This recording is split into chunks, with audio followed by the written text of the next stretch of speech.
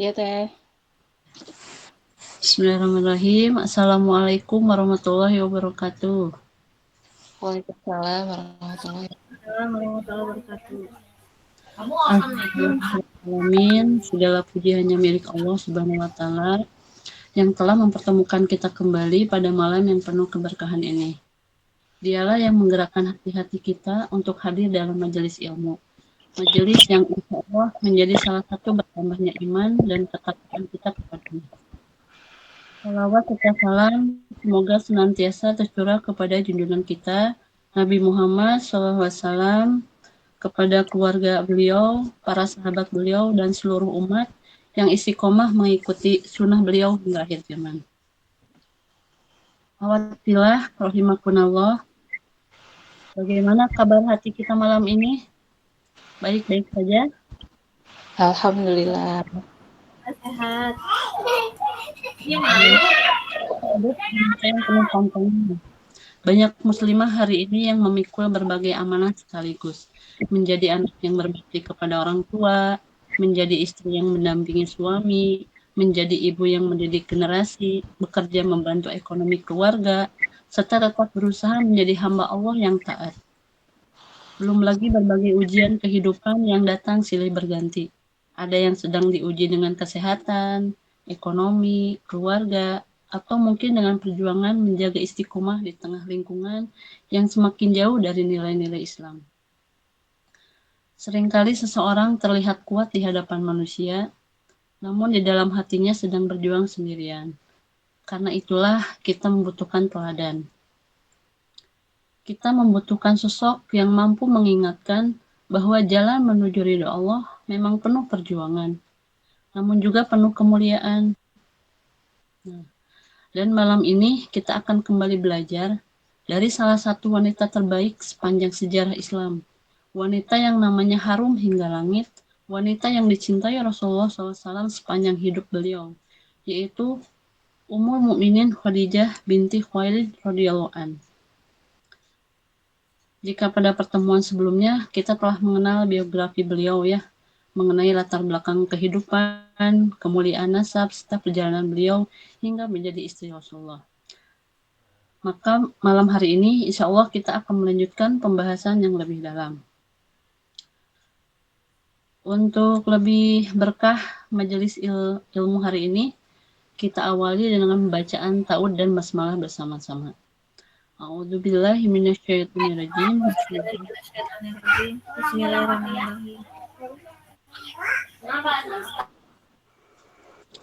Untuk karena pematerinya sudah hadir, perkenalkan yang akan mengisi malam ini adalah Teh Sandy ya. Teh Sandy sehat? Alhamdulillah. Teh Aji sehat? Alhamdulillah luar biasa. Ya, Akbar. Semoga akhir semuanya juga diberikan kesehatan ya.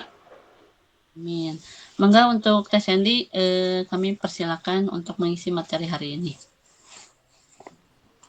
Bismillahirrahmanirrahim. Assalamualaikum warahmatullahi wabarakatuh. Waalaikumsalam warahmatullahi wabarakatuh. Alhamdulillahirrahmanirrahim. Puji dan syukur senantiasa kita sama-sama panjatkan kepada Allah Subhanahu wa taala ya. Karena syukur itu menjadi sebuah kewajiban bagi setiap mukmin atas segala berkah, nikmat, karunia gitu ya. Waktu yang Allah berikan, ilmu yang Allah berikan, kesempatan yang Allah berikan dalam kebaikan. Banyak hal yang dalam hidup ini sepertinya dan memang seharusnya harus kita syukuri. Jazakumullah khair buat semua akhwat yang sudah mengikuti. Secara pribadi saya bahagia bisa silaturahmi dengan akhwat semua walaupun tidak secara langsung ya. Dan saya di sini bukan sebagai pemateri ya, Teh, tapi sebagai hamba Allah yang ingin sedikit sharing dengan apa yang pernah saya baca, dengan apa yang pernah saya dengar gitu kan. Saya meneruskan materi 2 minggu yang lalu yang sempat dipaparkan oleh Teh Elis ya, tentang ibunda kita Khadijah binti Khuwailid. Ya. Di sini saya melanjutkan ke episode pernikahannya ya, pernikahan dari Sayyidah Khadijah. Boleh di next ininya ya. Di mukadimah ini saya ingin memaparkan dulu, mungkin agak sedikit mengungkit dari materi sebelumnya gitu ya, tapi semoga jadi penguat. Dan nanti kalau misalkan ada di tengah pemaparan ada hal yang salah atau yang kurang gitu ya, boleh dari akhwat sekalian untuk mengoreksi atau menambahkan ya. Baik ya, saya bacakan. Khadijah binti Khuwailid adalah istri pertama Rasulullah SAW. Beliau memiliki beberapa julukan mulia. Yang paling terkenal adalah At-Tahirah, artinya wanita suci atau bersih, karena kemurnian akhlaknya. Jadi, gelar diberikan kepada beliau sebagai wanita suci atau bersih itu bukan suci karena dia belum menikah atau apapun ya, tapi kata suci itu dilihat dari kebaikan, dari kemurnian akidah dan akhlaknya sebenarnya kalau yang saya baca.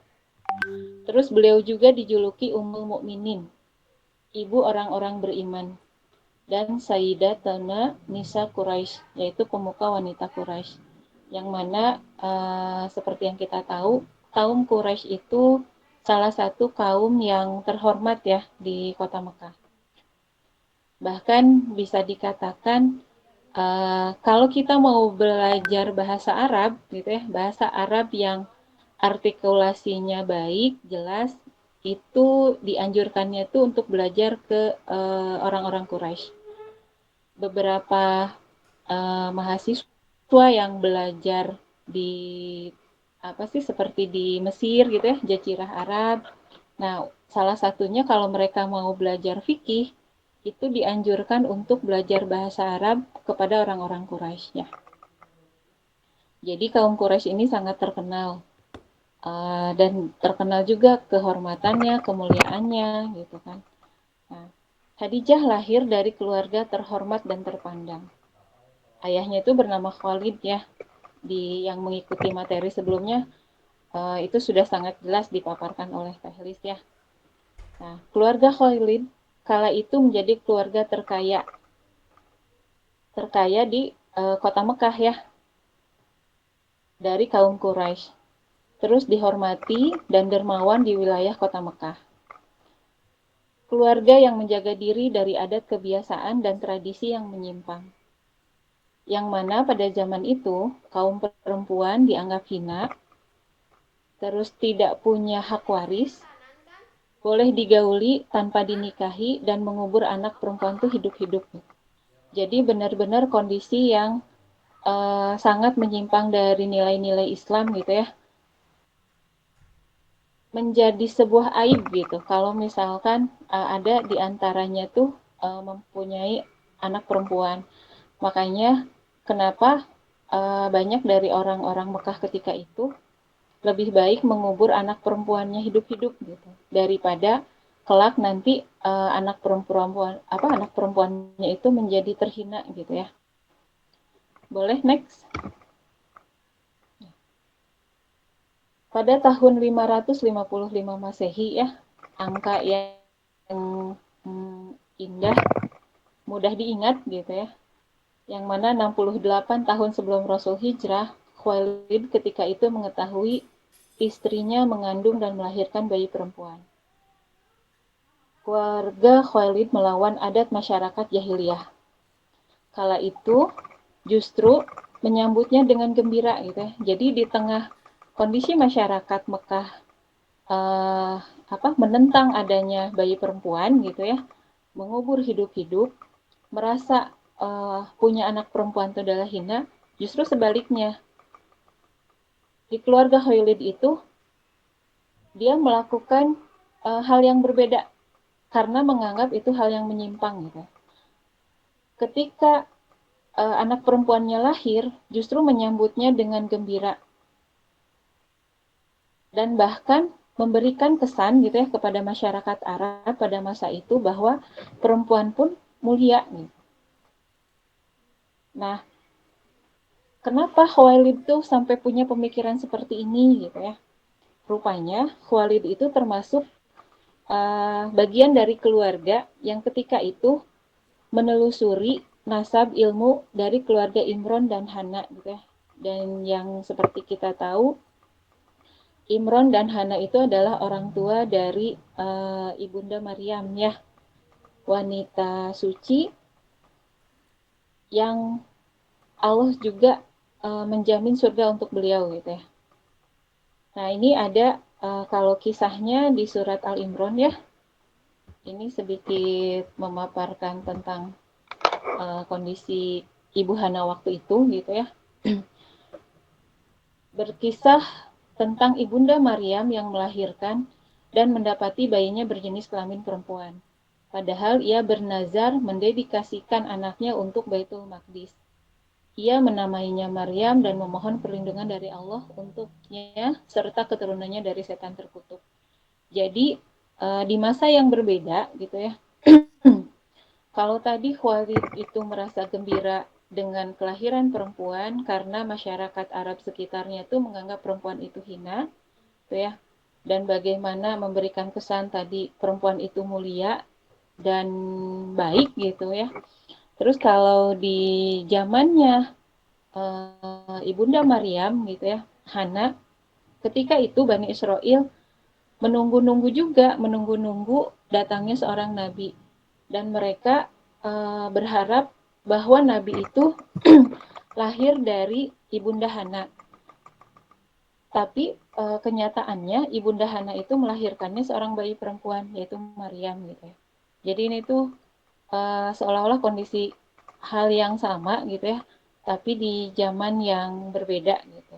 Tapi Ibunda Hana juga seorang ibunda yang walaupun tadi anak yang lahir yang diharapkannya itu tidak sesuai dengan harapan daripada Bani Israel gitu ya, tapi Ibu Hana tetap menerima Ibunda Maryam dan merawat Ibunda Maryam dengan baik dan tetap menyerahkan gitu ya Ibunda Maryam itu ke Baitul Maqdis. Next. Nah, keluarga Khalid dan keluarga besarnya termasuk keluarga yang konsisten pada garis Hanifiyah.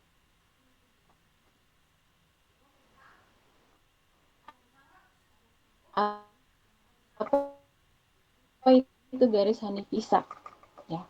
Dan di antara sepupunya Khadijah, ada yang memilih menjadi rahib atau pendeta, yaitu Warokoh bin Naufal. Yang mana beliau menghabiskan sisa hidupnya itu untuk menekuni ajaran Nabi Isa. Beliau rajin menulis, termasuk menulis Injil dalam bahasa Ibrani. Dan beliau mengetahui akan datang seorang nabi. Karenanya, keluarga Khalid termasuk orang yang mengetahui dan menunggu-nunggu utusan Allah berikutnya. Jadi, keluarga Khalid ini tuh keluarga yang solih gitu ya, yang senantiasa terus mengikuti milah Ibrahim. Terus dalam dalam perjalanan spiritualnya gitu ya. Kalau tadi sepupunya Khadijah itu Warokoh itu memilih ajaran Nabi Isa gitu ya, menjadi pendeta Nasrani gitu. Kalau bahkan Bunda Khadijah sendiri itu tetap mengikuti milah Ibrahim. Yang kedua-duanya itu meyakini bahwa kelak akan ada datangnya seorang nabi gitu. Dan bahkan itu tuh ditunggu-tunggu gitu ya. Nah, seperti Ibu Hana yang merawat Maryam dan itu juga yang dipraktekkan oleh Khalid dalam merawat putrinya yaitu Khadijah gitu ya. Tidak hanya rasa syukur yang dipanjatkan oleh Khalid, tapi beliau juga menamai putrinya dengan nama Khadijah. Jadi rasa bentuk kegembiraan, rasa bentuk syukur kepada Allah gitu ya terhadap lahirnya anak perempuan yang ketika itu di tengah masyarakat perempuan itu dianggap hina gitu ya. Justru Khuwailid benar-benar bersyukur bahkan memilih memberikan nama untuk putrinya juga nama yang tidak ada ketika itu satupun yang menyamainya gitu. Jadi tidak ada ketika itu tuh nama yang sama dengan nama yang diberikan oleh Khuwailid kepada putrinya, yaitu Khadijah. Gitu. Yang mana artinya Khadijah itu adalah terjaga, terhormat, dan mulia. Jadi apa ya? Jadi sebuah perenungan gitu ya, bahwa betul nama itu adalah doa gitu ya, yang diberikan oleh orang tua.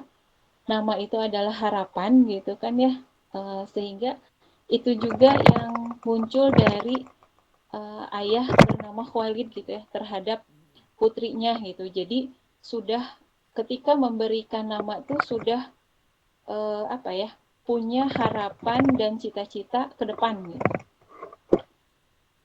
Boleh next. Maka Khadijah kecil itu tumbuh dalam didikan ayah dan ibunya yang baik. Beliau mewarisi kehormatan dan jauh dari tradisi-tradisi yang menyimpang. Ya, jadi dari kecil itu Khadijah sudah dijaga, dididik oleh orang tuanya gitu ya. Sudah dijelaskan kepada Khadijah mana yang baik dan mana yang salah gitu ya. Yang mana kala itu di tengah-tengah orang jahiliyah, salah satu ciri wanita jahiliyah itu adalah tabaruj gitu ya. Berdandan yang ditujukan, jadi berdandan berlebihan yang ditujukan untuk menarik lawan jenis yang bukan mahramnya. Bahkan ada juga beberapa dari kaum perempuan itu yang sengaja mereka itu memakai gelang di kakinya gitu ya. Sehingga kalau berjalan tuh agar agar diperhatikan, agar dikenali gitu ya.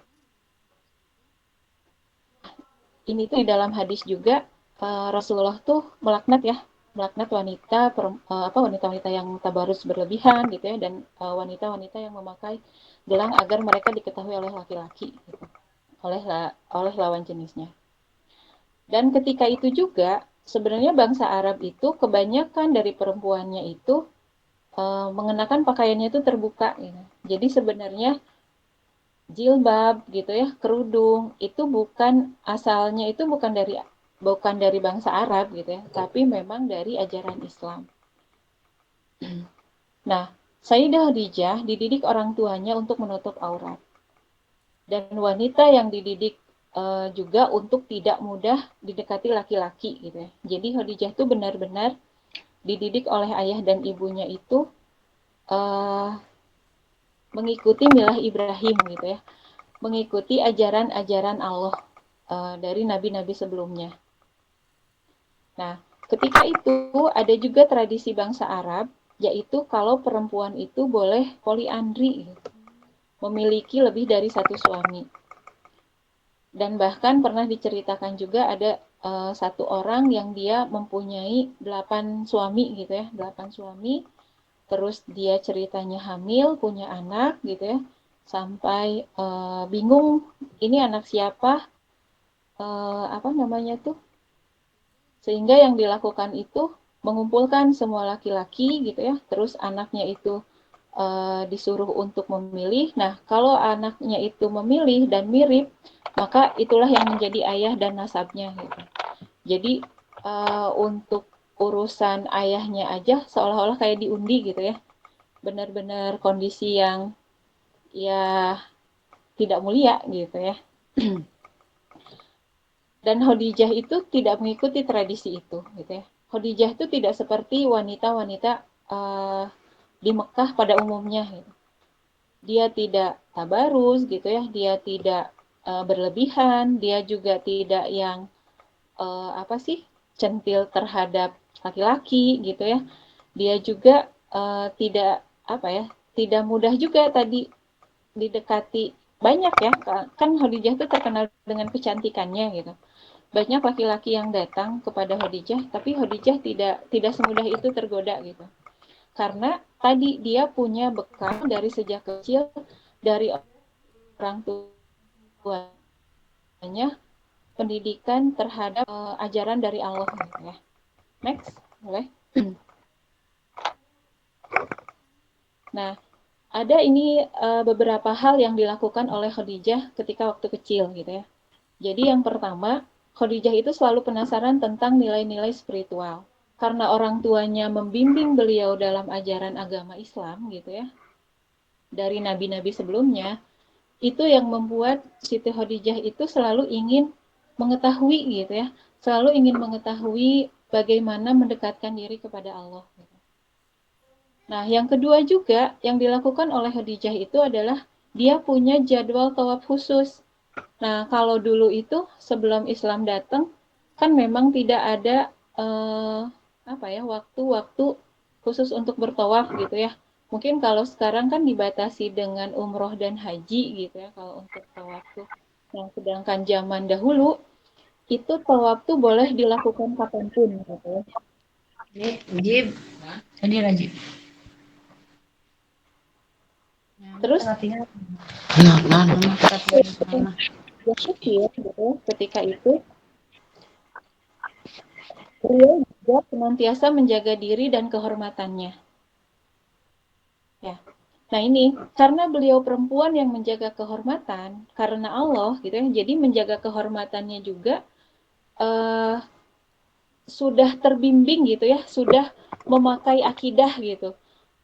Bukan hanya karena ingin dipuji gitu ya, tapi betul-betul sudah ada di dalam jiwanya itu bahwa saya sebagai perempuan harus menjaga kehormatan itu karena perintah Allah gitu. Maka Allah pun menjadikan perempuan-perempuan yang memandangnya sebagai perempuan terhormat. Maksudnya, jadi di kalangan perempuan di lingkungan Arab juga mengakui bahwa Siti Khadijah itu terhormat gitu ya. Pernah dikisahkan mereka sedang berkumpul gitu ya, para perempuan, mungkin kalau sekarang mah businesswoman gitu ya, atau mungkin ya remaja-remaja yang sedang berkumpul gitu ya. Nah, kalau sedang berkumpul, itu tidak ada satupun perempuan yang berani meninggikan suaranya di hadapan Sayyidah Khadijah. Saking mereka menghormati Siti Khadijah gitu ya. Dan kenapa menghormatinya? Ya karena Khadijah juga menjaga kehormatan dirinya karena Allah gitu. Sehingga yang menumbuhkan penghormatan itu adalah Allah gitu ya, yang menjadikannya dia terhormat, dipandang mulia di hadapan sesama perempuan pun gitu ya, itu adalah Allah gitu. Khadijah itu terkenal sebagai orang yang baik. Beliau dermawan,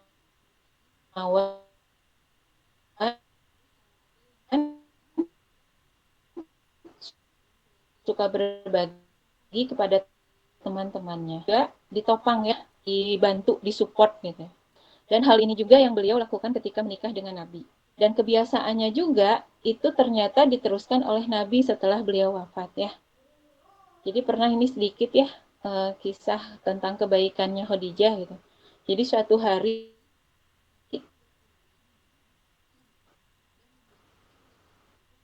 Nabi itu berkurban saudara, teman, dan kerabatnya Khadijah. Dan Nabi melakukan itu tuh sebagai sebuah penghormatan gitu ya terhadap Khadijah, kecintaan beliau terhadap Khadijah gitu ya, sehingga beliau Nabi meneruskan kebaikannya Khadijah. Oke, next. Dengan akhlaknya yang mulia dan kehormatannya, maka hanya orang-orang yang terhormat yang berani mendekati Khadijah. Nah, jadi ketika ini Khadijah sudah beranjak dewasa gitu ya. Banyak laki-laki yang datang gitu ya, yang menginginkan dari para bangsawan dari untuk mendekati Khadijah. Tapi tadi karena Siti Khadijah itu wanita mulia dan terhormat gitu ya, jadi yang mendekatinya juga yang terhormat gitu ya. Dan ini juga saya menemukan mungkin ini yang dimaksud di dalam surat An-Nur ya, bahwa perempuan-perempuan yang keji untuk laki-laki yang keji, dan laki-laki yang keji untuk perempuan-perempuan yang keji pula gitu. Sedangkan perempuan-perempuan yang baik untuk laki-laki yang baik, dan laki-laki yang baik untuk perempuan-perempuan yang baik pula. Mereka itu bersih dari apa yang dituduhkan orang, mereka memperoleh ampunan dan rezeki yang mulia, yaitu surga. Gitu. Ayat ini turun setelah Khadijah meninggal gitu ya, setelah Khadijah wafat. Tapi Sayyidah Khadijah dengan tadi ya di bawah bimbingan dan didikan orang tuanya yang terhormat dan mulia gitu ya. Sebelum ayat ini turun, Khadijah ya orang tua ya Khadijahnya sudah mempraktekkan gitu. Bagaimana beliau menjadikan dirinya menjadi wanita yang baik gitu ya, agar kedepannya juga mendapatkan laki-laki yang baik. Nah, next. Nah ini ya, maka kala itu yang datang kepada Khadijah adalah orang-orang yang terhormat, orang kaya gitu ya, karena beliau juga dari keluarga yang kaya raya gitu ya, terus para saudagar, pengusaha dan pejabat gitu ya. Bahkan sebenarnya gitu dari dari sejarah yang saya baca, ternyata Khadijah itu hampir juga akan dinikahkan dengan sepupunya yaitu Warokoh gitu, oleh ayahnya tuh gitu ya. Tapi Allah tuh menakdirkan hal lain gitu dan menggantinya dengan 2 orang laki-laki yang menjadi suaminya yang disiapkan oleh Allah untuk mensupport Khadijah kelak mendampingi Nabi Muhammad SAW ya. Jadi dari awal lahirnya Khadijah, Allah itu sedang mempersiapkan pasangan yang tepat untuk Rasulullah gitu ya. Begitupun dengan perjalanan hidupnya Khadijah, Allah tuh sedang menyiapkannya sebenarnya untuk kelak Rasulullah gitu. Oke, next. Nah, salah satu kebiasaan Khadijah remaja selain tawaf adalah menelusuri informasi-informasi penting. Jadi Khadijah itu rajin mengkaji ilmu gitu ya, kalau sekarang tuh. Terutama informasi yang datang lewat sepupunya Warokoh. Karena Warokoh tuh ketika itu kan menjadi seorang rahib ya, pendeta. Dan dia belajar tentang Injil gitu. Nah, jauh dari sebelum lahirnya Nabi, beliau itu sudah mendapatkan informasi tentang akan adanya seorang Nabi dan Rasul yang diutus nih. Dan sudah sejak mendapatkan informasi itu gitu ya, beliau sudah menyiapkan dirinya untuk mengabdi kepada calon nabi itu. Jadi ketika mendapatkan informasi bahwa kelak akan datang seorang nabi, Siti Khadijah tuh menyiapkan dirinya tuh, dia masih belum kebayang kalau kelak tuh akan menjadi istri dari nabi ya, tapi tadi beliau sudah menyiapkan dirinya untuk mengabdi gitu ya, untuk mengabdi kepada calon nabi. Jadi pemikirannya ketika itu tuh bukan menyiapkan sebagai pendamping ya, tapi ketika nanti utusan Allah itu datang, beliau sudah siap mengikuti ajaran Nabi. Nah, beliau menelusuri mengikuti informasi yang didapatkan dari orang tuanya, terutama informasi dari Warokoh tentang bagaimana cirinya, gitu ya, karakternya. Jadi cirinya calon nabi itu seperti apa, karakternya bagaimana, kapan masanya, beliau mengikuti itu. Maka ketika dalam perjalanan hidupnya, beliau belum mendapatkan hal itu, gitu ya. Jadi dari ketika beliau mendapatkan informasi akan datangnya seorang nabi, tapi beliau menunggu-nunggu itu belum ada, gitu ya. Nah, sementara usianya itu sudah semakin naik, yang Sayyidah Khadijah lakukan itu adalah mengisi usianya dengan menjalankan usaha ayahnya.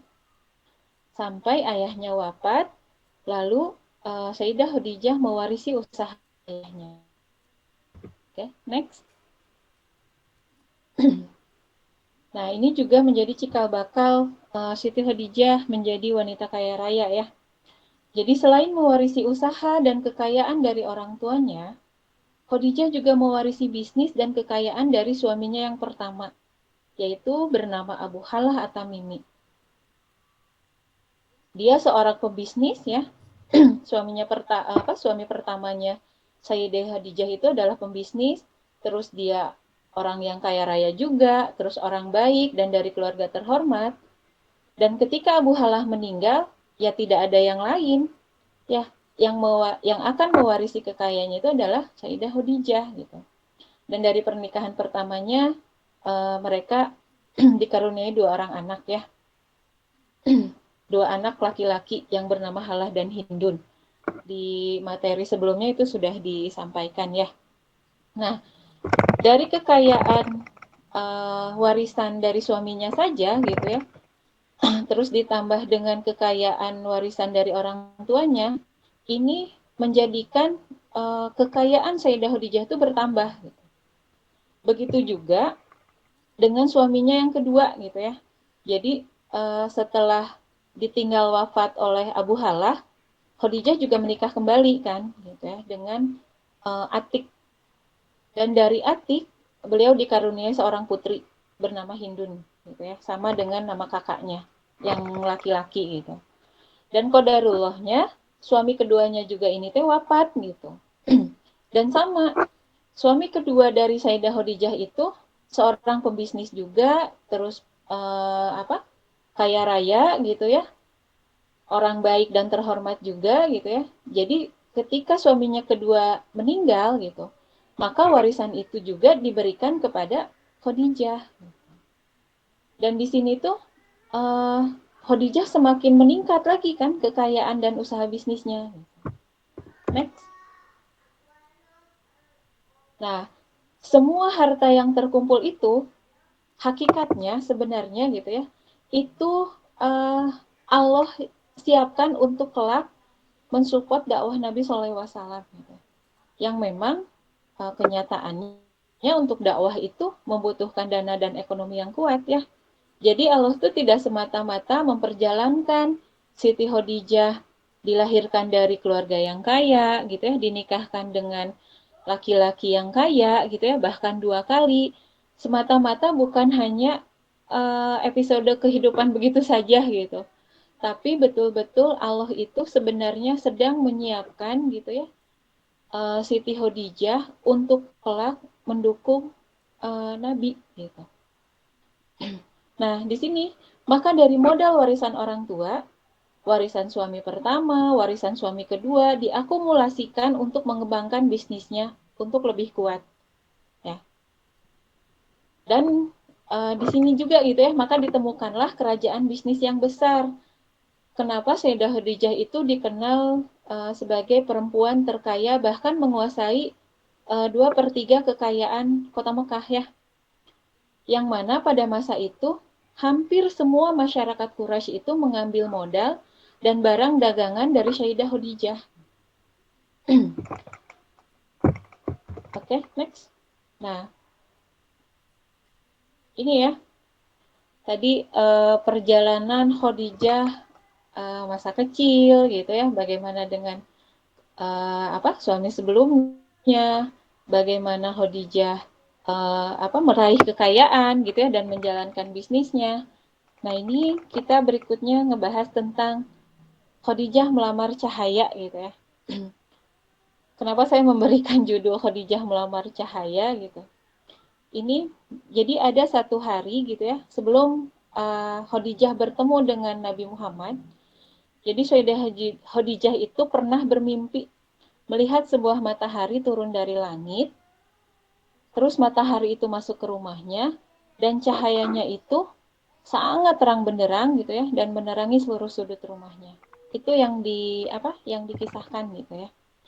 Kemudian mimpinya ini beliau ceritakan gitu ya kepada sepupunya itu Warokoh gitu. Karena Khadijah itu termasuk yang cukup dekat ya dengan sepupunya itu Warokoh karena dia menganggap Warokoh itu tadi punya ilmu yang lebih gitu. Sehingga ada sebagian banyak hal yang Khadijah tanyakan gitu ya dan ceritakan kepada Warokoh. Dan Warokoh menjelaskan bahwa arti mimpi tersebut adalah pertanda bahwa rumah Khadijah akan didatangi oleh seorang nabi akhir zaman. Dan cahaya kenabian itu akan hadir dalam kehidupannya dan bahwa kelak Khadijah akan menikah dengan utusan Allah ya. Dan ini juga yang menjadi alasan gitu ya, ketika Khadijah ditinggal suaminya yang kedua gitu ya, Khadijah memilih membesarkan anak-anaknya, memilih mengembangkan bisnisnya gitu ya. Walaupun ketika itu banyak orang yang datang untuk melamar gitu ya, tapi karena dia mendapatkan tafsir dari mimpi itu gitu, beliau lebih ke mempersiapkan diri dan mempercayai gitu ya dengan mimpi itu tuh, dan sehingga beliau mempersiapkan diri, oh saya tuh kelak akan menjadi pendamping seorang nabi gitu. Nah, next. Seperti yang tadi sudah disampaikan ya, bahwa salah satu kebiasaan baik dari Sayyidah Khadijah itu adalah menelusuri informasi yang beliau dapatkan tentang akan datangnya seorang nabi. Nah, di tengah kesibukannya mengurus bisnisnya, beliau pun bukan hanya sibuk jual beli saja gitu, tapi tetap mengamati masyarakat Mekah ketika itu gitu ya, lewat bisnisnya gitu ya, dan akhirnya beliau mendapat kabar tentang ada laki-laki yang banyak dibicarakan orang-orang gitu ya, tentang kebaikan, tentang kejujurannya gitu ya. Jadi ketika itu tuh viral lah gitu ya, viral banyak diobrolkan oleh masyarakat kota Mekah itu tentang seorang pemuda gitu ya, yang terkenal dia amanah gitu ya. Bahkan ketika itu gitu ya, Abu Jahal saja gitu ya menitipkan hartanya kepada pemuda itu. Nah, karena mendapatkan informasi ini gitu ya, mendengar ada pemuda yang menurut Siti Khadijah tuh ini seperti ciri-ciri yang dikabarkan oleh Warokoh gitu ya, ciri-ciri dari seorang utusan Allah gitu ya. Karenanya karena banyak orang yang menceritakan tentang kebaikan dan kejujuran laki-laki tersebut, ya, maka Khadijah mengutus asistennya gitu ya ketika itu yang masih remaja yang bernama Maisyarah untuk menelisik dan menggali informasi siapakah pemuda itu. Gitu. Jadi tidak serta-merta langsung diberikan dagangan gitu ya, tapi beliau mengutus dulu, menyuruh Maisyarah untuk mencari tahu gitu. Dan karena sangat ingin mengetahui gitu ya bagaimana sebenarnya betul tidaknya kepribadian dan kebaikan kejujuran pemuda itu, maka Khadijah tuh masuk lewat dagang gitu ya, menawarkan kepada Muhammad ketika itu untuk membawa barang dagangannya ke Syam gitu ya.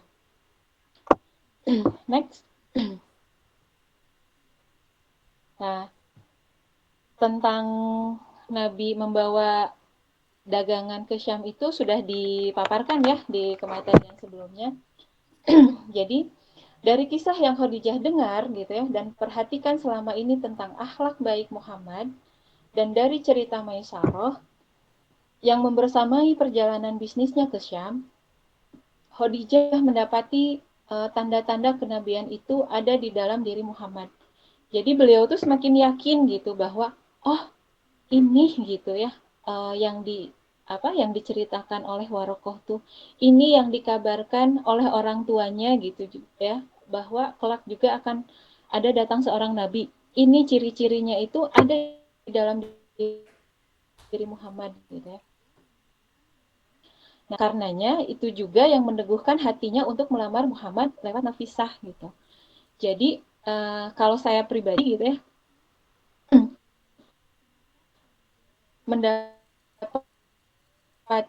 hikmah dari Wan ingin meminang Nabi Muhammad duluan gitu ya, bukan karena sisi kepribadiannya saja gitu ya, tapi tadi dari hasil penelusuran, dari hasil spiritualnya beliau gitu ya, yang beliau yakini bahwa akan hadirnya seorang nabi dan utusan rasul gitu ya, dan beliau juga itu tuh sudah menunggu-nunggu gitu, dan beliau menyiapkan tadi ya ketika dalam statusnya janda juga gitu ya, beliau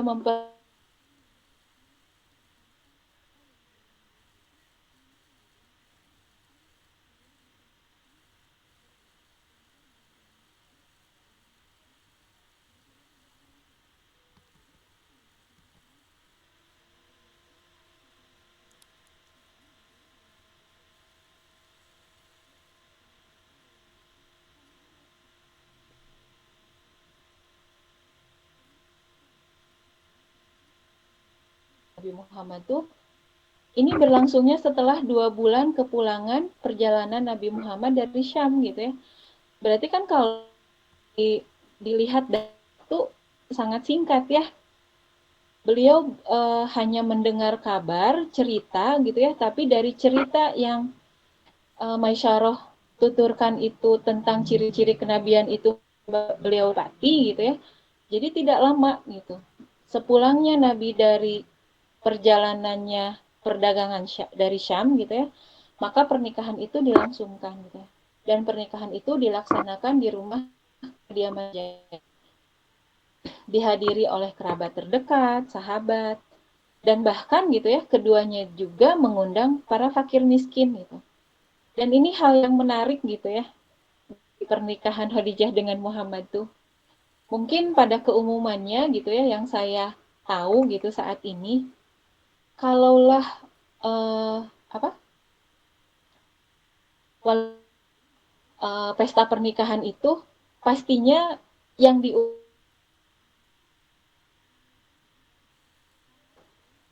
jarang lah gitu ada yang mengundang datang khusus ini gitu ya, bahwa saya syukuran mengundang fakir miskin gitu.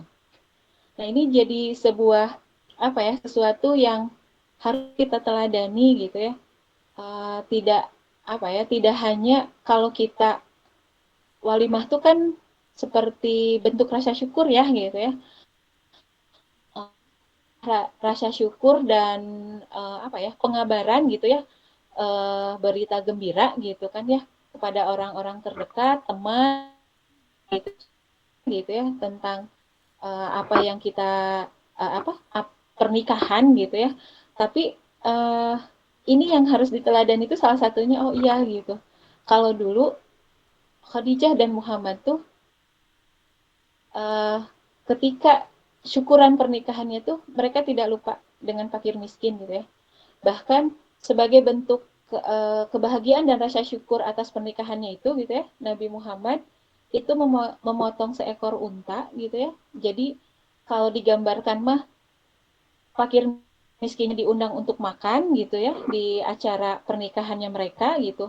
Lalu pulangnya juga gitu ya, di pintu itu pulangnya para fakir miskin ini diberikan daging gitu ya untuk dibawa ke rumahnya gitu. Dan sebagai bentuk kebahagiaan dari Nabi gitu, ketika juga beliau juga membebaskan budak bernama Aiman. Mana budak ini adalah budak peninggalan dari orang tuanya Nabi Muhammad ya. Oke, next. Nah, ketika itu gitu ya, kehidupan rumah tangga Nabi gitu ya, sebelum kenabian. Seluruh penduduk Mekah mengetahui kebahagiaan yang sedang meliputi rumah tangga Nabi Muhammad dan Sayyidah Khadijah. Baik orang-orang terdekat mereka maupun orang-orang jauh gitu ya. Merasakan iri terhadap rumah tangga tersebut gitu. Iri di sini iri positif ya. Mendapati bahwa rumah tangga yang penuh keberkahan gitu ya, penuh kemuliaan gitu, terus kehormatan dan keagungan gitu ya. Sampai tidak ada celah orang-orang untuk mencela. Tidak ada orang-orang yang memiliki tujuan yang tidak baik kepada keduanya. Ini menggambarkan keduanya itu mempunyai akhlak sama-sama mulia gitu kan ya. Nah, ini dikisahkan juga setiap orang yang bertamu dalam rumah tersebut gitu ya akan mendapatkan hak-hak mereka selayaknya tamu. Sehingga ketika keluar dari dalam rumah tersebut, mereka akan terus-menerus melapalkan rasa syukur juga sanjungan kepada Nabi Muhammad dan Sayyidah Khadijah. Bisa kebayang ya betapa itu kan bisa bertamu ke rumah Sayyidah Khadijah dan Nabi gitu ya ketika itu. Lalu mungkin penyambutan dari keduanya tuh gitu ya benar-benar yang hangat, welcome gitu ya. Benar-benar yang kan ada istilah tamu itu adalah raja gitu ya. Gambarannya itu benar-benar memuliakan tamu gitu kan ya, melayani gitu kan, mungkin memberikan apa sih, jamuan-jamuan gitu kan ya. Sehingga tadi digambarkannya tuh orang yang keluar dari mereka tuh penuh rasa syukur dan bahagia. Oke, next. Nah, berikutnya gitu ya, pernikahan dari Khadijah dan Muhammad itu meliputi bisnis ya dan urusan rumah tangga. Bagaimana nih gitu. Nah, setelah pernikahannya, Khadijah itu menyerahkan urusan bisnisnya kepada sang suami. Khadijah mempercayakan gitu ya bisnisnya itu kepada Nabi Muhammad. Bukan hanya karena Nabi Muhammad sudah berhasil waktu beliau diminta untuk membawa barang dagangan ke Syam, lalu kembali dengan membawa keuntungan 2 kali lipat, bukan hanya sekedar itu gitu ya. Tapi kenapa Khadijah menyerahkan urusan bisnisnya kepada sang suami setelah menikah gitu ya? Itu bagian dari bentuk penghormatan beliau sebagai seorang istri gitu ya kepada suami. Beliau menyadari bahwa suami itu kedudukannya lebih tinggi gitu ya. Makanya beliau menempatkan dirinya itu hanya sebagai seorang istri yang fokus pada pengurusan rumah tangga gitu ya, terus mendidik dan merawat anak-anak, juga melayani suami sepenuh hati gitu. Sekalipun beliau sudah menikah, beliau tidak pernah meninggalkan kebiasaan baiknya. Jadi ada salah satu gitu ya yang biasa Khadijah lakukan gitu ya. Jadi kan Khadijah tuh terkenal juga sebagai perempuan yang cerdas gitu ya. Jadi di tangganya itu beliau bisa menata kurikulum rumah tangga yang bisa diterima oleh Allah. Jadi beliau memastikan bahwa dirinya dan anggota keluarganya kelak akan diridhoi oleh Allah gitu ya, akan masuk surga gitu ya. Bahkan dari diri beliau sendiri, dari Siti Khadijah sendiri gitu ya, keinginannya tuh bukan hanya menjadi ahli surga gitu.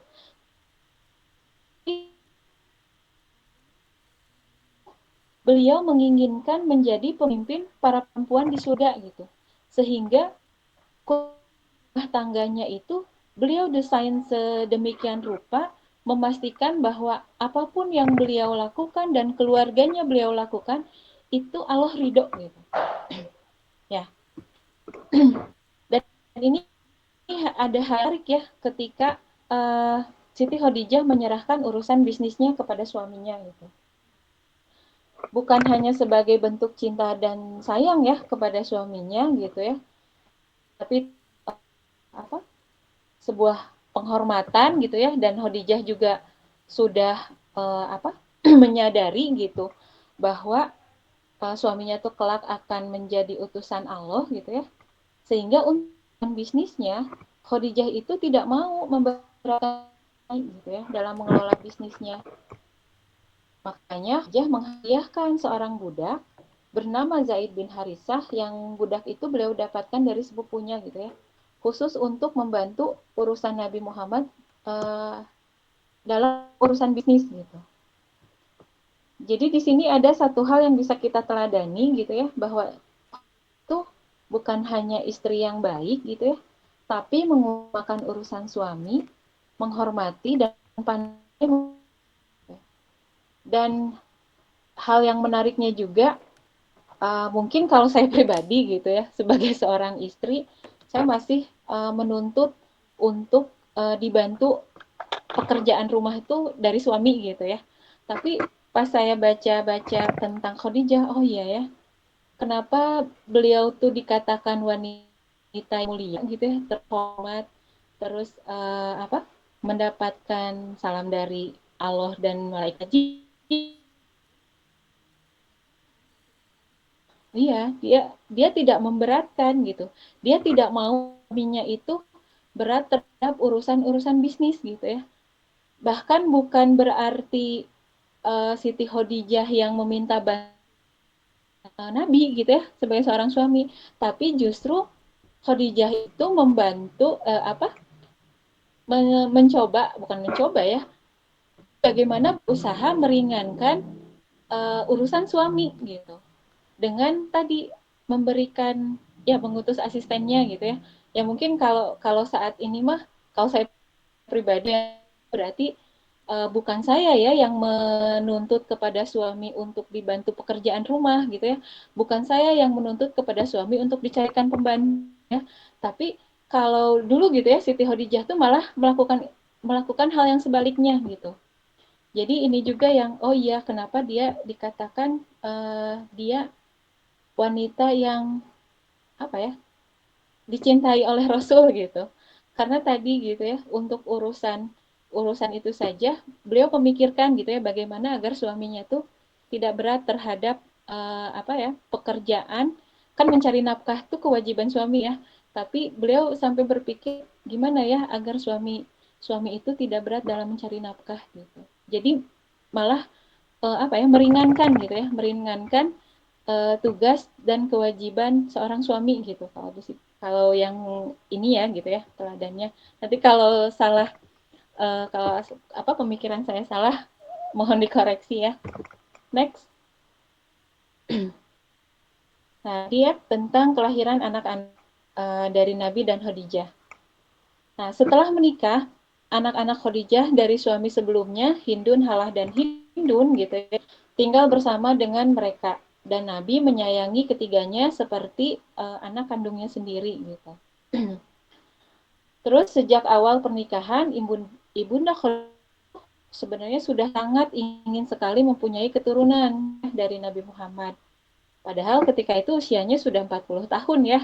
Kalau melihat umur sekarang, di umur itu ibu-ibu tuh mungkin gitu ya ada sebagian gitu ya dan termasuk saya gitu nggak kebayang nih gitu ya di usia yang sekarang gitu aduh harus hamil gitu ya melahirkan gitu ya tapi justru Sayyidah Khadijah gitu ya ketika itu di usia 40 tahun gitu ya pas menikah dengan Nabi beliau tuh menginginkan sekali gitu ya untuk mempunyai keturunan dari Nabi Muhammad gitu ya bahkan dikisahkan beliau tuh terus memohon kepada Allah gitu ya meminta gitu ya setiap hari agar diberikan keturunan dari Nabi.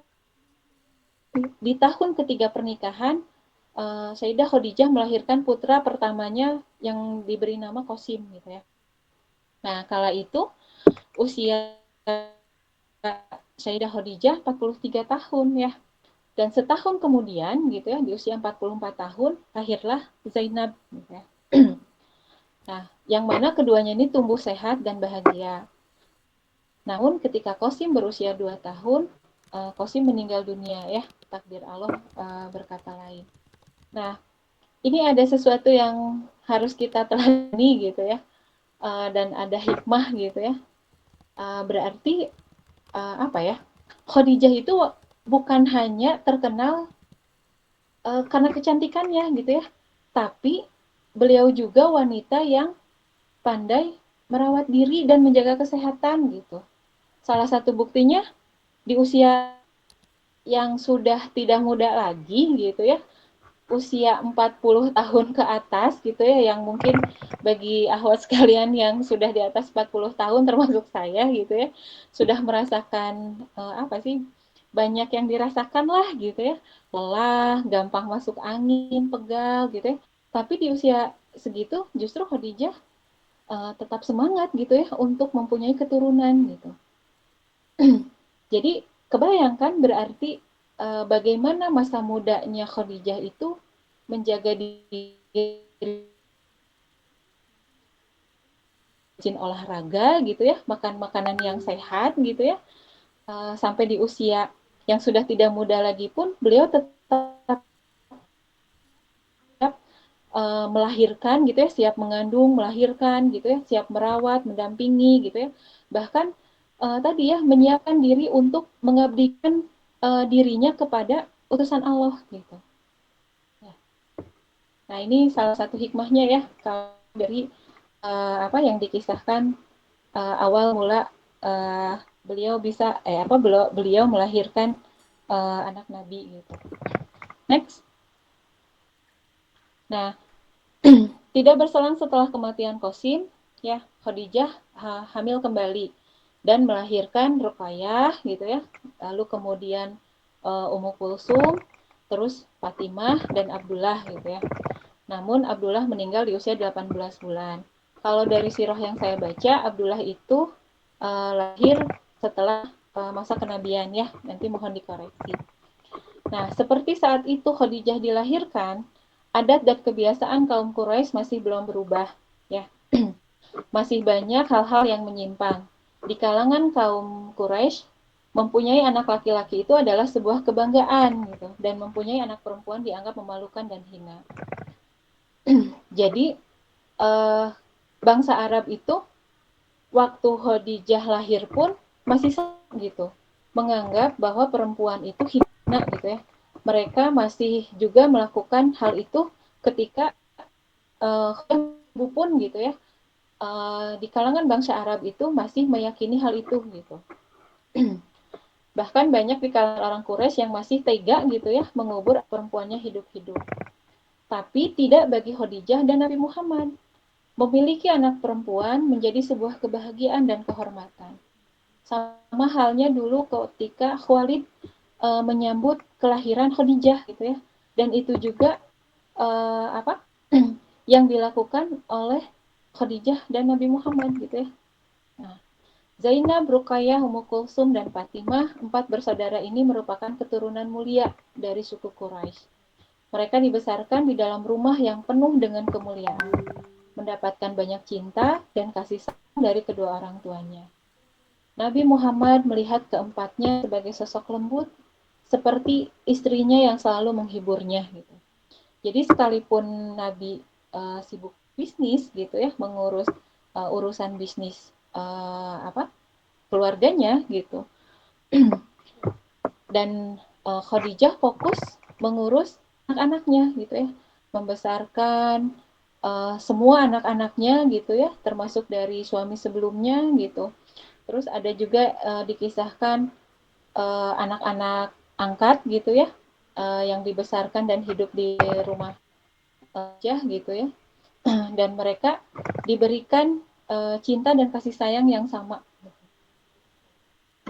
Nah, next. Sayyidah Khadijah mengurus dan membesarkan anak-anaknya dengan baik. Ia menyadari bahwa kehadiran seorang ibu yang aktif dan terlibat dalam kehidupan anak-anaknya sangat penting untuk membentuk kepribadian mereka di masa depan. Keputusan Khadijah ini menunjukkan betapa pentingnya peran seorang ibu dalam keluarga. Ia tidak hanya memikirkan kepentingan bisnis atau karirnya, tetapi juga memprioritaskan kebutuhan keluarganya. Meskipun Sayyidah Khadijah telah mencapai kesuksesan dalam bisnisnya, namun ia memilih untuk mengorbankan bagian tersebut demi memastikan bahwa anak-anaknya itu tumbuh dan berkembang dengan baik. Nah, ini salah satu yang bisa kita teladani ya. Terus dalam rumah tangganya, Sayyidah Khadijah sudah merumuskan kurikulum akhirat. Nah, jadi kurikulum yang digunakan oleh Khadijah itu memakai kurikulum akhirat gitu. Yang mana beliau menarik urusan akhiratnya untuk dipraktekkan di bumi. Gitu. Jadi bukan hanya sekedar menargetkan untuk bisa mendapatkan surga Firdaus, bukan hanya menginginkan cukup menjadi pendamping Nabi di bumi, tapi menjadi pendamping Nabi di akhirat kelak. Dan karena itulah semenjak menikah dengan Nabi, beliau sudah paham tugas suaminya apa, medan yang akan ditempuhnya bagaimana, maka beliau menyiapkan kurikulumnya sebagai bekal mendampingi Rasul. Beliau mendapatkan informasi, beliau belajar gitu ya, menyiapkan diri gitu ya. Terus memastikan bahwa setiap apapun yang beliau lakukan itu ridho ya.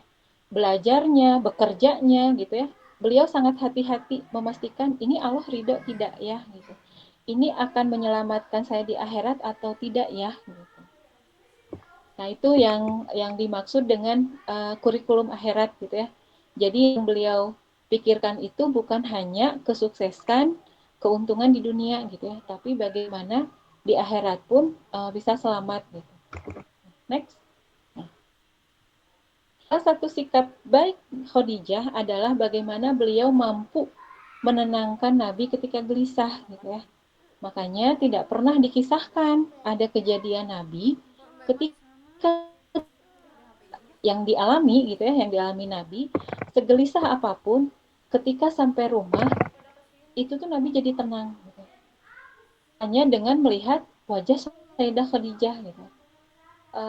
Kemuliaan seperti apa ya dari Sayyidah Khadijah itu, yang tadi segelisah apapun Nabi gitu ya, dengan urusan-urusan bisnisnya gitu ya, dengan kondisi masyarakat Arab ketika itu gitu ya.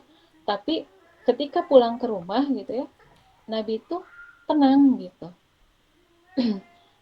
Dan beliau menyempurnakan pekerjaan dalam rumah tangga yang tidak membebani Nabi ketika pulang gitu. Salah satu contoh itu tidak pernah adanya kisah itu bertengkar gitu ya atau rewel gitu ya, tapi memastikan ketika Nabi pulang anak-anaknya itu bahagia dan menunggu kepulangan Nabi gitu. Jadi ini sebuah gambaran bagaimana seorang istri, seorang ibu gitu ya, yang ketika suami pulang kerja gitu, suami itu udah yang tenang, bisa istirahat gitu ya, dan bahkan bahagia gitu ya. Mungkin gambarannya tuh seberat apapun masalah di luar sana gitu ya, rumah pulang tempat kembali itu sesuatu tadi gitu, karena mendapatkan ketenangan gitu ya, mendapatkan kebahagiaan, dan ini bisa diwujudkan itu lewat peran dari seorang istri dan ibu gitu ya. Dan ini ada kata-kata dari seorang ulama ya, apresiasi tertinggi dari Allah kepada perempuan yang sudah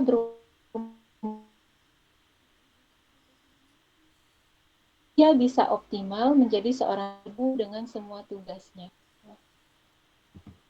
Oke, next. Khadijah binti Khuwailid merupakan dan bijaksana dalam menyikapi berbagai situasi kehidupan, termasuk dalam menghadapi kehilangan kedua orang ketika itu ya. Lalu Abdullah juga meninggal, kedua putranya itu. Nah, menyakitkan bagi Khadijah, begitupun bagi Nabi ya. Namun ia tetap mampu menghadapinya dengan kecerdasan dan kebijaksanaan yang luar biasa. Bersabar pada takdir yang Allah tetapkan, menjadikannya lebih Allah, dan beliau mampu gitu ya, perannya sebagai seorang istri dan ibu gitu ya, justru bisa saling menguatkan gitu ya. Jadi yang beliau lakukan itu, beliau menyadari gitu ditinggal putranya tuh, tapi beliau bisa menguatkan gitu. Nah ini esensi menjadi cerdas itu semua hal termasuk kehilangan kedua putranya akan membantu seseorang untuk mengembangkan kemampuan dalam mengelola emosi ya. Jadi kemaksudan yang Allah berikan gitu ya, kenapa di awal kehidupannya Khadijah tuh tadi menikah dengan suaminya yang pertama, terus suaminya meninggal, yang kedua meninggal gitu ya. Terus menikah dengan Nabi diberikan anak laki-laki lalu diwafatkan gitu ya. Tadi sebenarnya kemaksudan Allah itu untuk menguatkan gitu ya, menguatkan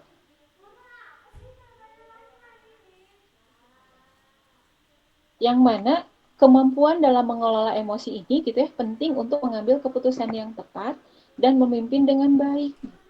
Dan kemampuan ini tuh sangat penting untuk mencapai tujuan hidup yang diinginkan dan membantu orang lain.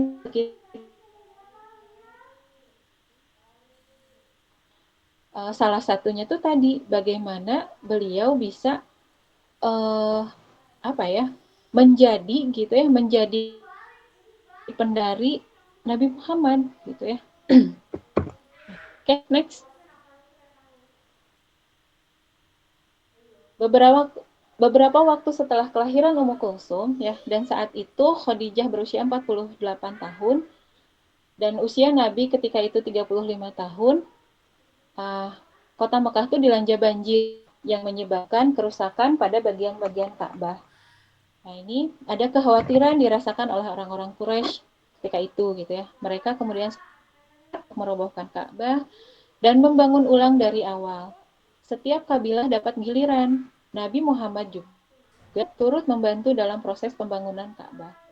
Nah, sehingga sampailah pada proses peletakan batu Hajar Aswad ya. Jadi ketika itu pondasi sudah setinggi untuk menempatkan batu Hajar Aswad, kepala suku itu berebut gitu. Yang mana masing-masing suku menyatakan kalau dari Bani Abidar mereka menyatakan kami yang lebih berhak memegang kunci Ka'bah gitu.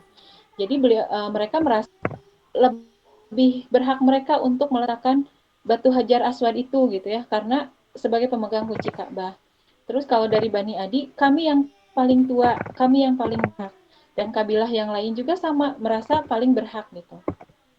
Sampai perdebatan itu tuh terjadi, kalau dikisahkan tuh ya, sampai 5 hari. Dan itu terus diperdebatkan.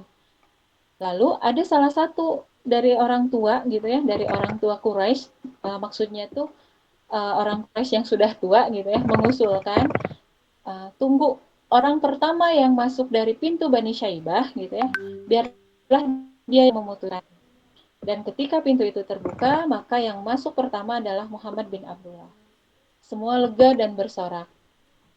Al-Amin gitu ya, sampai mereka tuh menyorakannya itu begini. Ini Al-Amin, orang yang terpercaya, ya. Kami ridho dengan putusannya.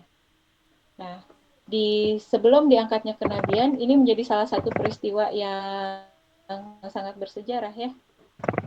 Lalu Nabi Muhammad meminta selembar kain, dan ada juga kisah yang mengisahkan tuh bukan meminta gitu ya, tapi apa ya? Itu tuh kainnya Nabi sendiri gitu ya, sorbannya Nabi digelar gitu ya, dan diletakkan batu tersebut di tengahnya. Lalu setiap kabilah diminta Nabi untuk memegang setiap sisinya. Jadi adil gitu ya. Mengangkat bersama-sama batu itu, dan batu Hajar Aswad diletakkan oleh Nabi sendiri gitu ya, di posisi yang sudah disiapkan. Jadi gambarannya tuh setiap sisi dari kain itu dipegang oleh masing-masing kabilah gitu ya. Mengangkat batu Hajar Aswad, dan sudah pada posisinya itu tangan Nabi sendiri yang mengangkatnya. Dan ini menjadi kisah yang sangat terkenal di peradaban gitu. Oke, next. Sepulang dari Ka'bah, Nabi Muhammad kemudian menceritakan peristiwa tersebut kepada istrinya. Sayyidah Khadijah mendengar apa yang disampaikan oleh Nabi Muhammad dengan penuh kegembiraan gitu ya. Perhatian dan kebanggaan terpancar begitu jelas pada dirinya. Setelah peristiwa tersebut, Khadijah dikabarkan juga memulai kehamilan kelimanya. Sayyidah Khadijah dan Nabi Muhammad kembali dikaruniai seorang anak perempuan. Anak tersebut memiliki paras persis seperti Muhammad. Bahkan Sayyidah Khadijah mengatakan tidak ada paras yang lebih sama dengannya di bumi ini lebih dari anak tersebut. Bayi perempuan itu kemudian diberi nama Fatimah. Ketika itu usia Nabi memasuki 35 tahun dan Sayyidah Khadijah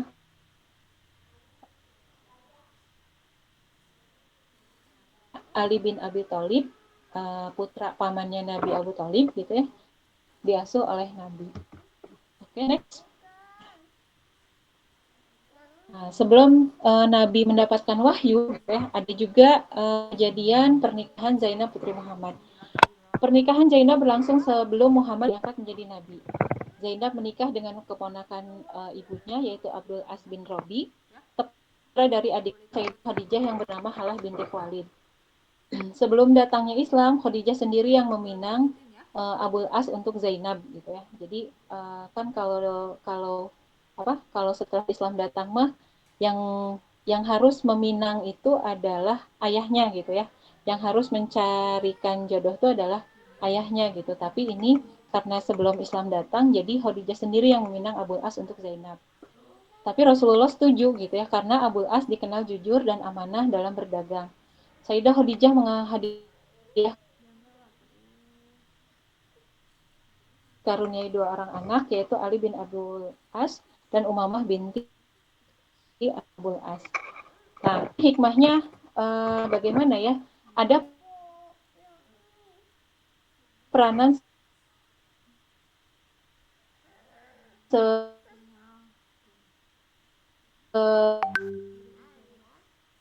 seorang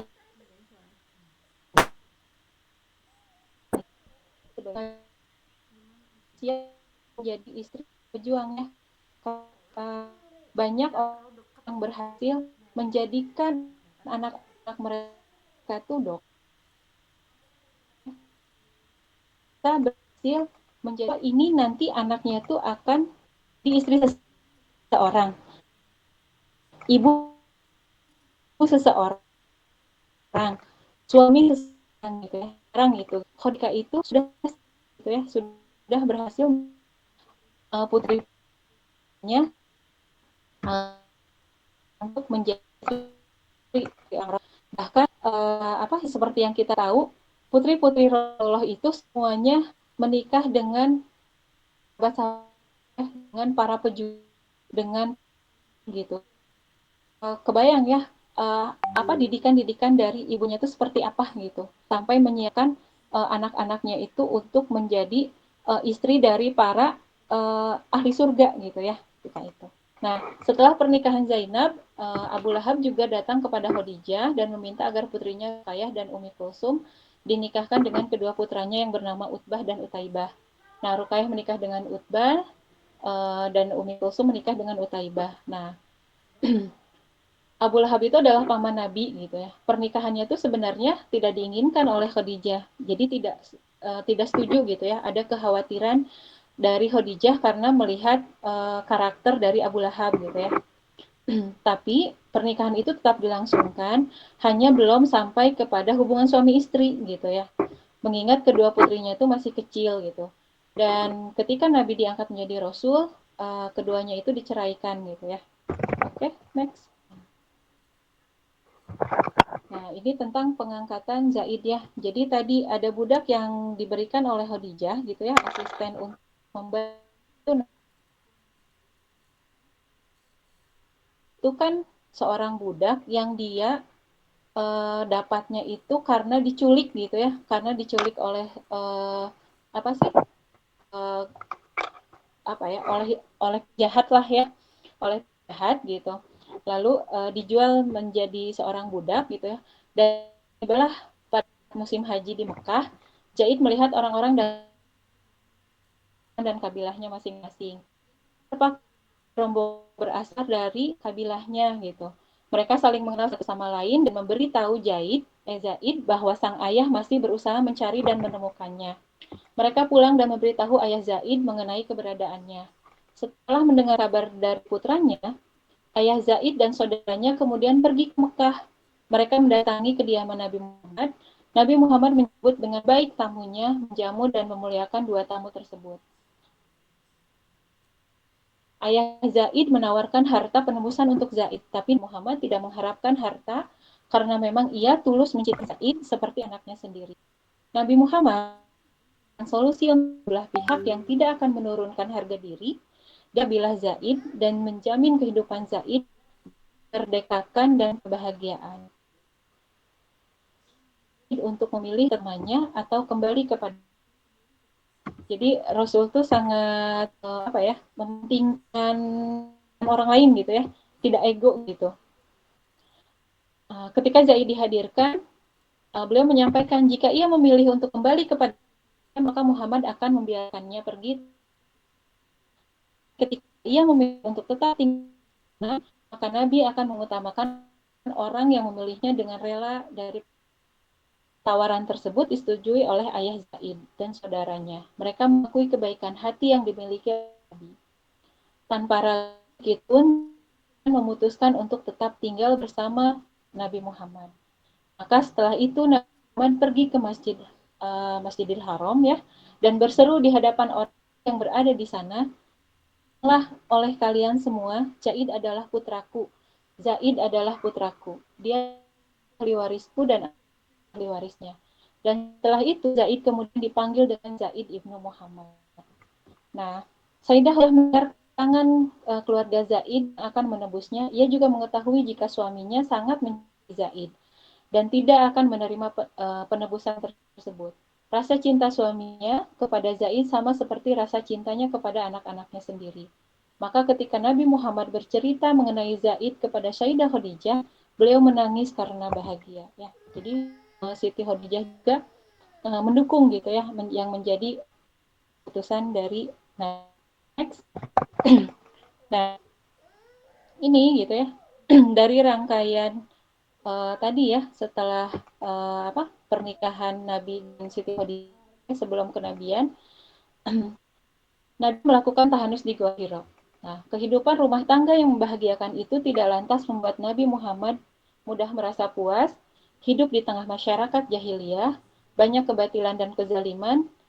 Setelah pernikahan dan hidup dalam bahtera rumah tangga Nabi Muhammad, Khadijah tahu gitu bahwa suaminya begitu menyukai ketenangan, perenungan juga keheningan.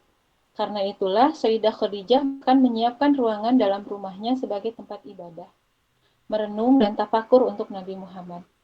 Ketika Nabi Muhammad tengah melakukan tafakur, tidak ada satupun orang yang berani mengusiknya.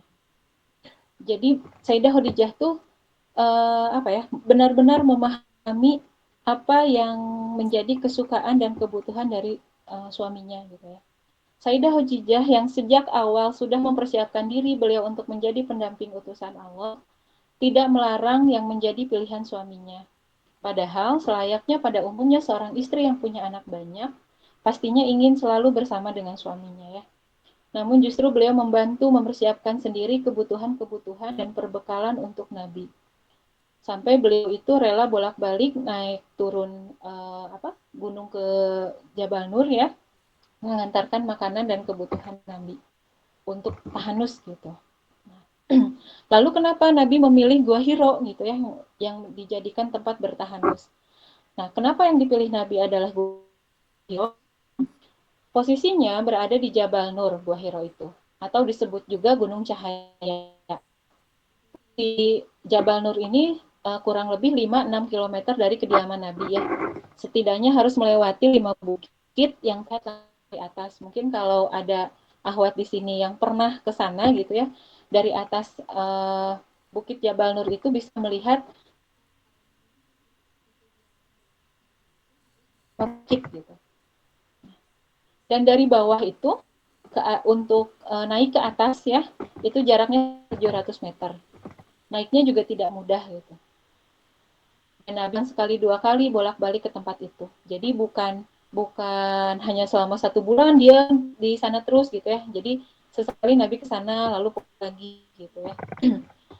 Nah, Gua Hiro adalah satunya sekitaran Mekah yang desain batu-batunya itu langsung menghadap ke Ka'bah, dan ini alasan jelas gitu ya kenapa Nabi memilih Gua Hiro dijadikan tempat untuk Nah, batu-batu yang membentuk guanya itu menghadap ke Ka'bah gitu.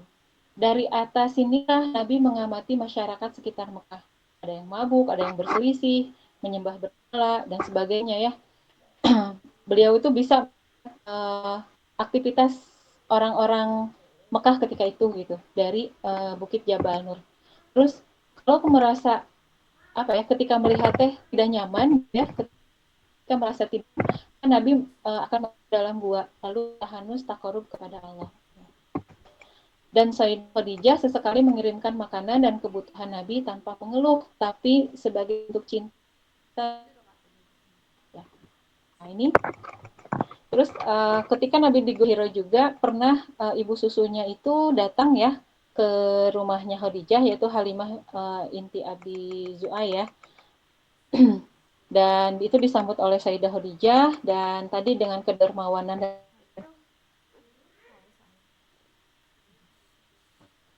beliau juga membekali gitu ya 40 ekor kambing dan seekor unta untuk dia bawa pulang ke dusunnya gitu.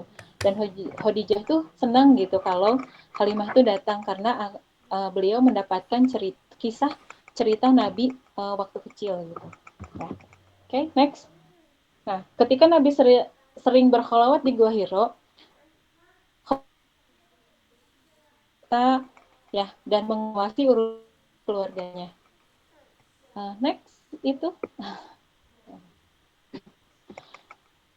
dan juga menyiapkan pernikahan kedua putrinya dan Khadijah juga menunjukkan dukungan yang luar biasa pada Nabi dengan memastikan kebutuhan beliau tetap terpenuhi tanpa mengurangi spiritualnya. Beliau menyiapkan bekal serta mengirim makanan dan minuman ke Gua Hiro melalui orang-orang yang diutusnya.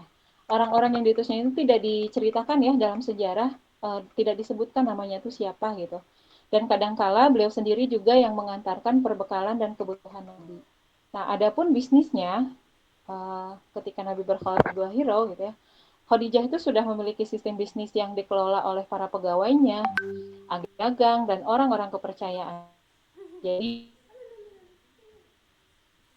kepada orang-orang yang dipercaya. Jadi itu tidak mempengaruhi dengan Nabi bertahan terus di Hiro bisnisnya. Oke, ya itu sepenggal kisah Nabi dan Siti Khadijah ya setelah menikah sebelum kenabian gitu ya. Dan ini ada sedikit curahan hati gitu ya, misalkan gitu ya, bahwa Khadijah adalah sosok yang melampaui zamannya. Ia mengajarkan kepada kita bahwa menjadi kuat, berani, dan penuh kasih adalah kombinasi sempurna untuk menjadi teladan yang dikenang sepanjang masa.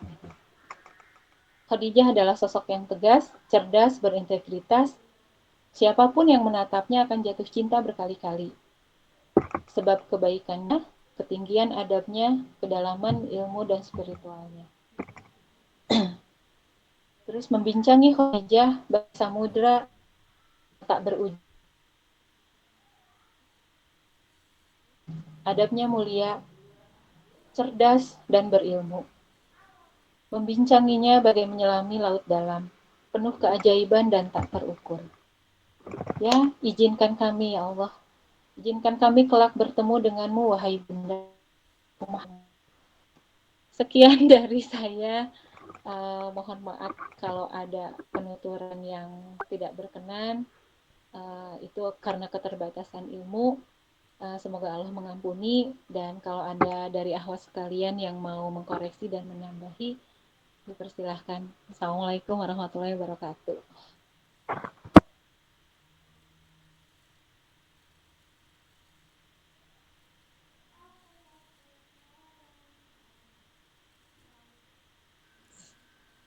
Belum di ini ya, sorry. Jazakillah khairan kasiran kepada Teh Sandy atas ilmu yang telah disampaikan. Allah, sungguh luar biasa ya pelajaran yang kita dapatkan malam ini. Kita belajar bahwa Sayyidah Khadijah bukan hanya wanita yang sukses dalam urusan dunia, tetapi beliau mampu menjadikan seluruh potensi yang dimilikinya sebagai jalan menuju Allah. Jadi apapun yang dikerjakan oleh Khadijah teh, ya itu hanya mendapatkan ridhonya Allah ya, gitu, bukan karena cintanya kepada Rasulullah yang besar gitunya atau anaknya, tapi ya tadi pengen mendapatkan ridho Allah gitu, apapun itu gitu ya. Beliau memiliki harta namun tidak diperbudak oleh harta. Beliau memiliki kedudukan namun tetap rendah hati. Beliau memiliki keluarga namun tidak melupakan perjuangan agama. Beliau memiliki kecintaan kepada suami, namun kecintaan itu justru menjadi sarana mendekat kepada Allah. Semoga Allah menanamkan dalam diri kita semangat untuk meneladani akhlak, kebijaksanaan, dan pengorbanan beliau. Amin. Baik, akhwat sekalian, selanjutnya kita akan memasuki sesi tanya jawab. Akhwat yang mau bertanya atau ada yang mau menambahkan atau ada yang mau berbagi ya, mangga. Ini ada 34 orang ya, 32 lah.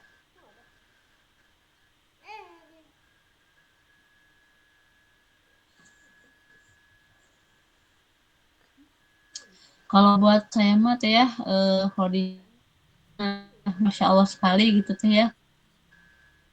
Apanya teladan ya, kalau orang-orang masih banyaknya tentang cintanya gitu ya pada Rasulullah gitu, tapi ya itu tadi gitu, kecintaan kepada Rasulullah teh yang untuk mendapatkan ridhonya Allah gitu. Ya nanti ya di samping karena Rasulullah gitu ya, sebagai orang yang alamin gitu ya, baik sama gitu ya kayak Siti Khadijah gitu, tapi ya tadi targetnya yang mendapat ridho Allah gitu. Ya, dan kecintaannya itu beliau pupuk dari semenjak sebelum bertemu dengan Nabi ya. Tapi dari semenjak beliau mendapatkan informasi bahwa kelak akan adanya utusan Allah. Jadi kayak Kecintaannya ini teh, sudah jadi ketika Allah mencintai seorang hambanya, cenanya pasti akan membimbing gitu ya.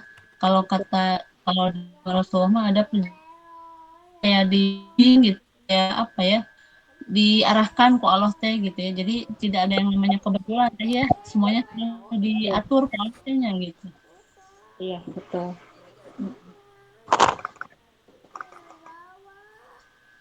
Ini ada Teh Rina. Masya Allah. Apa Teh Rina? Bentar. Teh Nurani ini. Masya Allah. Amin. Ya Allah ya Rabbal Amin. Semoga bisa menuju kita. Teh Rina, Masya Allah. Mugi urang sadaya dikenakeun kan Siti Khadijah. Aduh, orang mana ianya? Cililin gitu. Ren Siti Khadijah, wanita spesial ya Rasulullah. Boleh minta kurikulum rumah tangga Sayyidah Khadijah, prakteknya teh gimana gitu. Ya, Ini teh bertanya atau ini? Tapi ada tanda tanya sih. Kurikulumnya teh seperti apa cenah teh? ya tadi Salah satunya. kurikulumnya itu sebenarnya kurikulum akhirat ya. Kalau secara singkatnya itu gitu. Jadi bagaimana uh, urusan-urusan yang menyelamatkan di akhirat itu diberikan di dunia gitu. Memastikan bahwa segala apapun yang dikerjakannya tuh Allah ridho gitu. Ibu itu tadi, oh ini yang saya lakukan tuh Allah ridho. Nah itu yang saya pahami tentang kurikulum rumah tangga uh, Khadijah gitu. Tadi dengan tidak meninggi, dengan menghormati suami, untuk kebutuhan suami, gimana bisa menang, mendidik, bagaimana menyiapkan anak-anaknya menjadi ahli surga, dan bagaimana menyiapkan juga anak-anaknya menjadi istri dan ibu dari para ahli surga gitu. Itu kurikulum rumah tangganya Siti Khadijah. Gitu teh. Yang lain mungkin ada yang mau menambahkan. Nggak tahu apa kalau bayangin sekarang gitu ya, kayak apa ya? Nya seorang istri teh gitunya apa yang ngurusin suami gitunya asa capek gitu teh. Berarti apa Khadijah mah dengan keimanan kuat gitunya bisa melakukan itu semua gitu teh ya, ngurus anak, ngurus suami gitu ya, bisnis gitu ya. Berarti yang harus dikuatin teh keimanannya teh ya. Gak ada suaranya.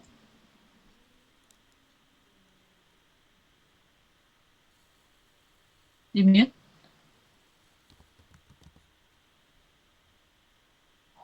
Iya betul teh. Jadi keimanannya yang dikuatkan gitu. Dan sejak awal juga itu kan makanya izin melakukan tawaf ya. Tawaf itu kan mengelilingi Orabi, Ka'bah, memilih sikat menghadap ke gigi yang Ka'bah. tidak tepat Mungkin bisa menyebabkan masalah.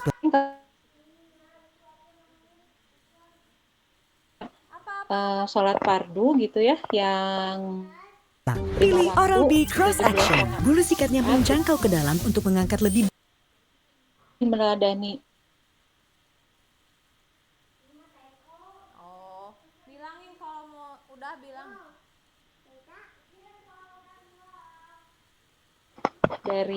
Dari tawaf yang sering dilakukan Siti Khadijah, kalau prakteknya sekarang itu adalah memperbanyak sholat, memperbanyak berdoa kepada Allah gitu ya, memperbanyak mengkaji yang saya temukan hikmahnya gitu.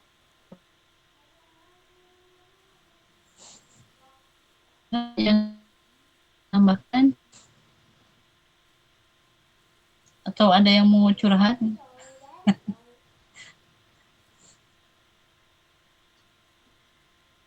Ini ada Teh Anggi.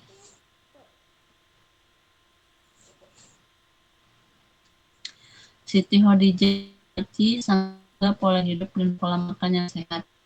Karena usianya yang tidak muda, tapi bisa melahirkan anak-anak yang sehat. Dan bahkan bisa bolak-balik mengantarkan makanan untuk Rasulullah ketika beliau di Gua Hiro.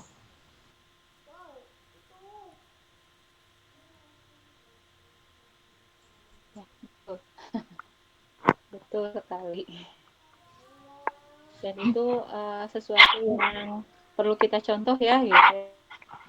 Bagaimana menjadi wanita yang sehat, kuat, gitu ya, bisa mengurus anak-anak, gitu ya, bisa memberikan contoh juga kepada anak-anak untuk hidup sehat, gitu.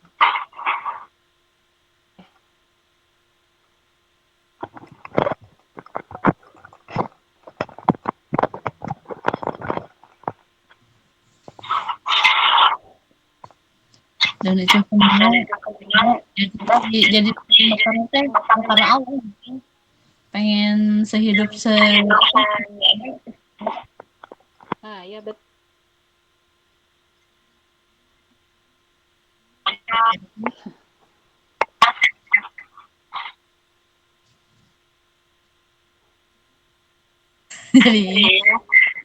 Jadi betul, apapun yang dilakukan oleh Sayyidah Khadijah itu semuanya karena Allah.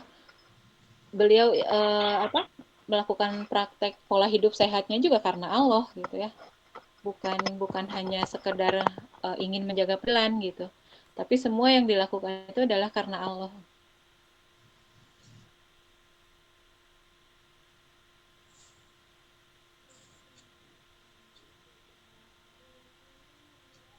Herina, ya pasti cicilin tadi tong pakai bahasa Sunda. Rada susah. Tertarik dengan cerita keturunan beliau, mengapa Allah teh ambil anak lelaki ya, karena cucu laki-lakinya saja sudah dijadikan bla bla bla. Gimana kalau anak-anaknya langsung masih hidup ya teh. Terus jantan gambaran untuk penerusnya, termasuk kita sekarang kita ditinggalkan orang yang kita sayangi, termasuk anak.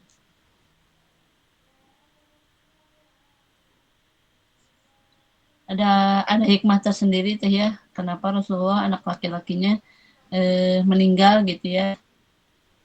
Makanya kepada cucunya Hasan banget gitunya. Ya karena tadi laki-lakinya meninggal. Ya. Dan mungkin kisah keturunan ini akan dibahas di kajian berikutnya. Di next kajian. Ya. Biar sama-sama digali dulu. Ini udah jam 9 ya.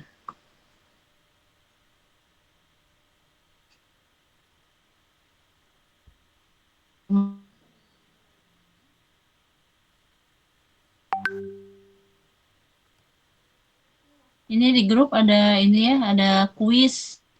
Nanti diisi ya. Biar lebih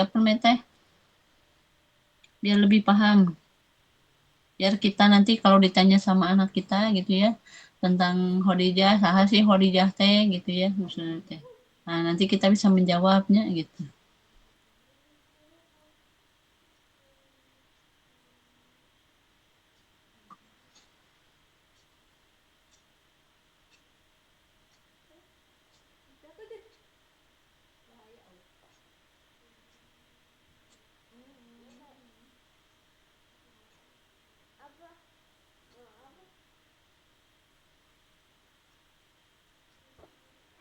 Barangkali ada akhwat yang mau menambahkan?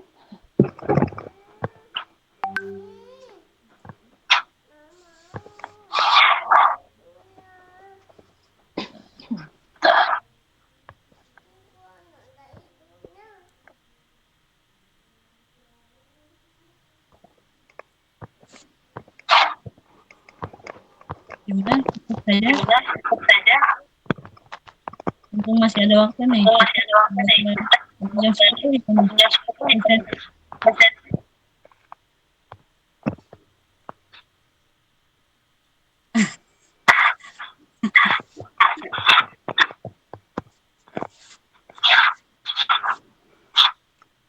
sepertinya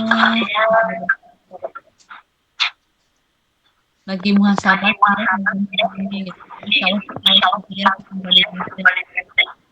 Mudah-mudahan kita bisa menjadikan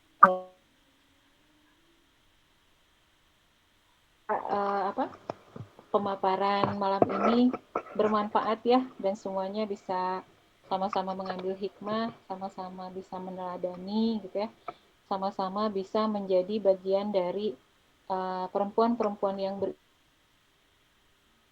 dipimpin oleh Sayyidah Khadijah ya, karena Sayyidah Khadijah itu adalah Ummul Mukminin gitu. Beliau adalah pemimpin para perempuan yang beriman gitu ya. Ada hal yang sebenarnya menjadi suatu hal yang menarik gitu dari hadis dari hadis bahwa beliau diberi salam oleh Allah gitu ya, dan malaikat Jibril, terus beliau dibangunkan rumah ya, dari itu permata gitu ya dan mutiara itu, dan rumahnya itu tenang gitu ya, hening. Ada jadi sesuatu pertanyaan gitu kalau buat saya pribadi, tidak mungkin kalau hanya sekedar Khadijah itu mensedekahkan hartanya untuk perjuangan gitu, pasti ada sesuatu yang lebih yang beliau lakukan gitu ya. Dan tadi saya menemukan, oh iya, dari beliau, sejak beliau dididik oleh orang tuanya gitu ya, beliau sudah langsung yang menyiapkan dirinya, memantaskan dirinya, dan mengizamkan pada dirinya untuk mengabdi kepada utusan Allah gitu, dan kepada Allah gitu. Itu hal yang menariknya gitu.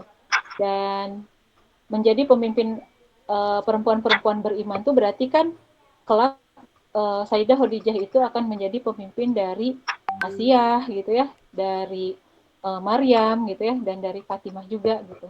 Dan semoga kelak kita juga berada dalam bagian perempuan-perempuan yang beriman tadi, sehingga bisa dipimpin oleh bisa bertemu gitu ya, bisa bersama-sama di surganya dengan Sayyidah Khadijah.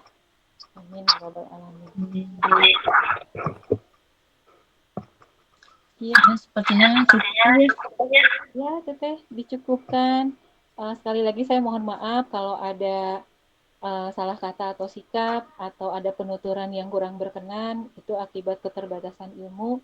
Semoga Allah mengampuni. Jazakumullah khair semuanya atas perhatiannya. Wassalamualaikum warahmatullahi wabarakatuh. Waalaikumsalam warahmatullahi wabarakatuh.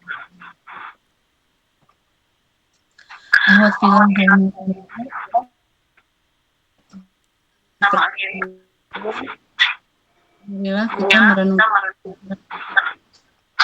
Khadijah tidak diri di namun Allah menghadirkan kemuliaannya kepada mengapa dia menggunakan hartanya untuk dakwah, waktunya untuk dakwah, perhatiannya untuk dakwah, cintanya untuk dakwah, bahkan Allah SAW. Maka pertanyaan untuk diri kita malam ini adalah, apa yang sudah kita persembahkan untuk agama Allah? Apakah waktu kita sudah memiliki bagian untuk menuntut ilmu? Apakah harta kita untuk membantu dakwah? Apakah tenaga dan kemampuan kita sudah memiliki bagian tidak berhenti sebagai cerita yang kita dengar, tetapi menjadi inspirasi yang mengubah cara kita menjalani kehidupan. Semoga Allah menjadikan kita wanita-wanita yang kuat imannya, luas manfaatnya, dan besar kerinduannya kepada surga. Amin ya rabbal alamin. Kita tutup majelis kajian online malam ini dengan bacaan doa kafaratul majlis. Subhanakallahumma bihamdika asyhadu an la ilaha illa anta astaghfiruka wa atubu ilaik. Ini selaku panitia Teh Sandy dan seluruh telah hadir membersamai. Mohon maaf apabila terdapat kekurangan dalam pelaksanaan acara malam ini. Sampai berjumpa kembali pada kajian rutin online muslimah berikutnya. Wassalamualaikum warahmatullahi wabarakatuh.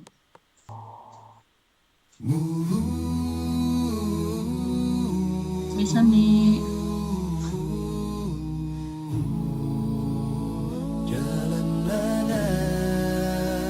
Langkah ini ku tapaki di jejak para nabi, meninggalkan zona nyaman menuju ladang amanah. Ada lelah yang menguji, ada doa yang menguatkan. Di tiap persinggahan hati ku temukan makna perjalanan. Inilah rihlah di jalan dakwah, mengalirkan cinta, menebarkan hikmah. Setiap langkah adalah ibadah, setiap peluh menjadi amanah. Rihlah dakwah, rihlah mulia, menuju ridha Allah semata. Di jalan panjang penuh cerita, ku pilih dakwah sebagai rihlahku selamanya.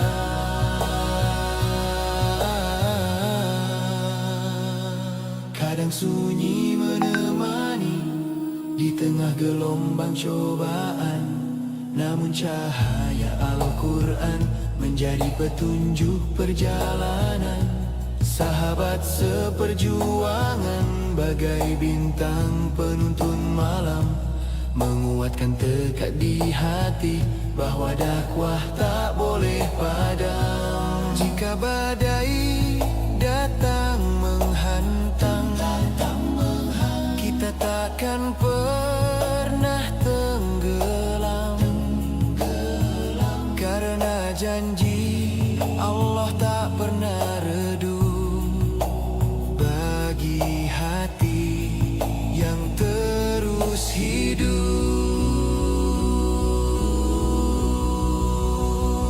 Inilah rihlah di jalan dakwah, menghidupkan umat, membangun marwah.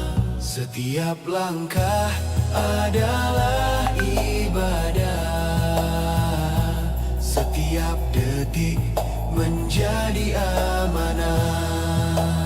Rihlah dakwah, rihlah mulia, jalan para nabi dan ulama. Di akhir cerita yang kita damba, semoga Allah menerima perjalanan kita.